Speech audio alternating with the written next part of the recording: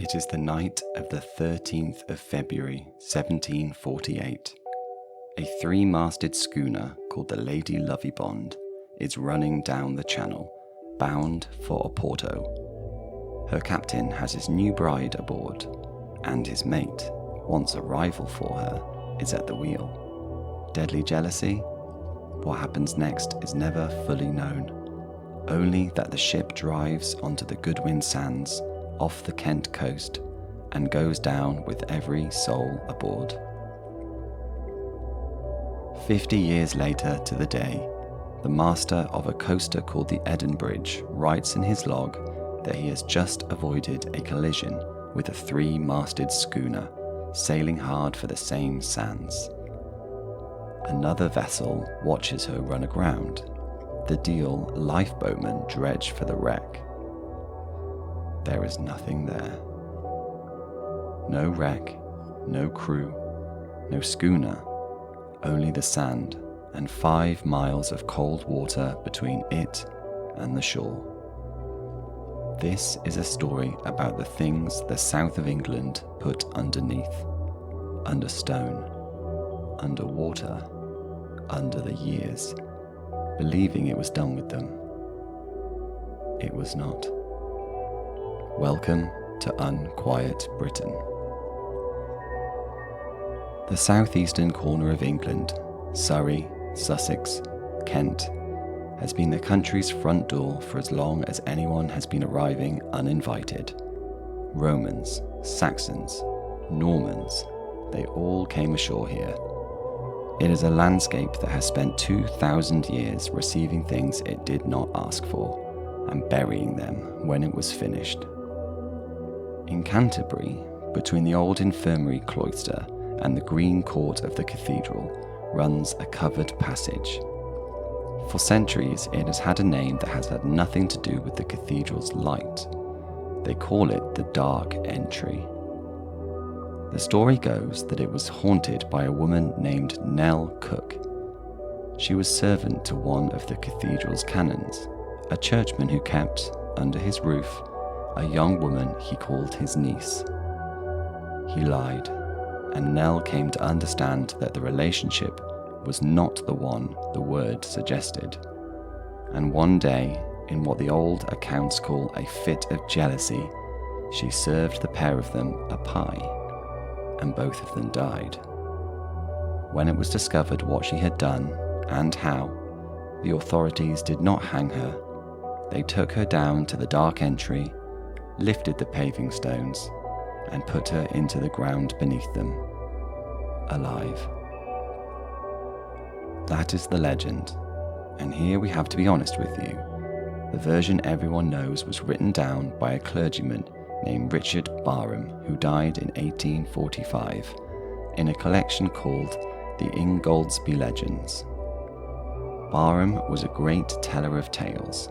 He was also, in all probability, the man who invented this one. So we cannot tell you that Nell Cook was real. We can tell you that the passage is real, and its name is real, and that Barham added one detail which has clung to the place ever since.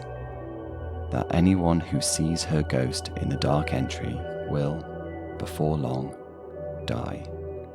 People believed it. Some of them still do. A woman put under the stones of a cathedral for a murder of the heart. Keep her in mind, because 30 miles west, in a quiet wood in Surrey, there is a pool where 2 children were put under the water, and the man who did it was not a servant. He was the man who would one day be King of England. A mile west of the village of Shear in Surrey, there is a small lake ringed by trees. It is called the Silent Pool, and on certain days a stillness sits on the water that the name does not quite explain. The legend that explains it goes like this. When all this country was forest, a woodman lived here with his 2 children, a daughter and a younger son. One day, a richly dressed stranger rode up to the hut while the daughter had gone down to the pool to bathe. She had slipped into the water when she heard someone come crashing through the trees. She turned, and the stranger was there on the bank, and he would not look away. She begged him to let her come ashore.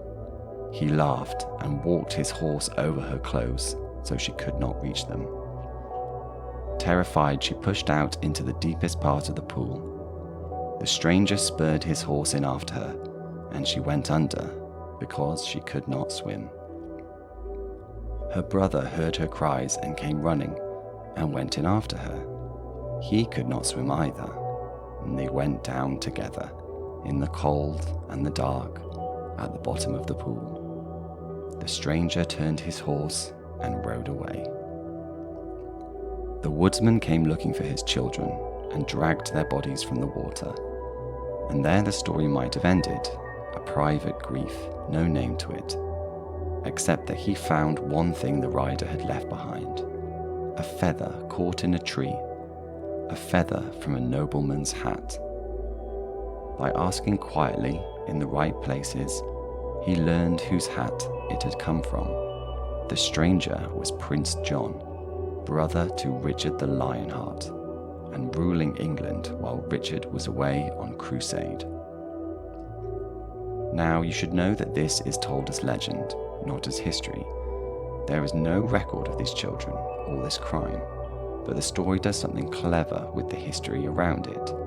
It says the woodman took his grief to one of Prince John's many enemies and was granted a hearing at Guildford Castle, and that the murder, told and retold, hardened the barons against John, hardened them all the way to the meadow at Runnymede in 1215, where they made him put his seal to Magna Carta. A drowning, the legend says, that helped bend the course of English law, 2 children under the water, and a feather that would not sink. Hold on to the water, because off the coast of Kent, there is a stretch of sand that has taken not 2 lives, but 50,000, and it does not keep them quietly either. 5 miles off Deal in Kent, there is a sandbank called the Goodwin Sands. At low water, you can walk on it. At the turn of the tide, it becomes something else, a soft, shifting trap that has, by tradition, drowned as many as 50,000 men over the centuries. It is no surprise that sailors say these waters are haunted. What is surprising is how punctual the hauntings are, which brings us back to where we began. The Lady Lovibond went on to the Goodwin Sands on the 13th of February 1748, driven there, the story says, by a jealous mate who took the wheel and steered her deliberately onto the sand, because the captain had married the woman they both wanted. 50 years later to the day, in 1798, the Eden Bridge logged a schooner running for the sands that was not there when the lifeboats arrived. In 1848, 50 years on again, the Deal men launched for a wreck and found open water. She was reported once more in 1898 and again in 1948. Over a century ago, a Channel paddle steamer, the Violet, went onto the sands in a snowstorm with all aboard. During the Second World War, a lookout on the East Goodwin lightship, a Mr. George Carter, watched an old paddle steamer run aground and called out the Ramsgate lifeboat. They searched for an hour. No steamer. None reported missing anywhere. And beneath all of it, the sands are said to cover a drowned island, Lomea, whose church bells you can still hear toll under the waves. Tradition says it flooded in the 11th century when its owner, Earl Goodwin, let the sea walls fail. There is no evidence the island ever existed, but when they sank borings into the Goodwins, they brought up decayed marine matter, layer after layer down to 78 feet, all of it resting on chalk. Something is down there. The sand has simply had 1,000 years to cover up what. A woman put under a cathedral floor for a jealous murder. 2 children put under the still water of a Surrey pool by a man who would be king.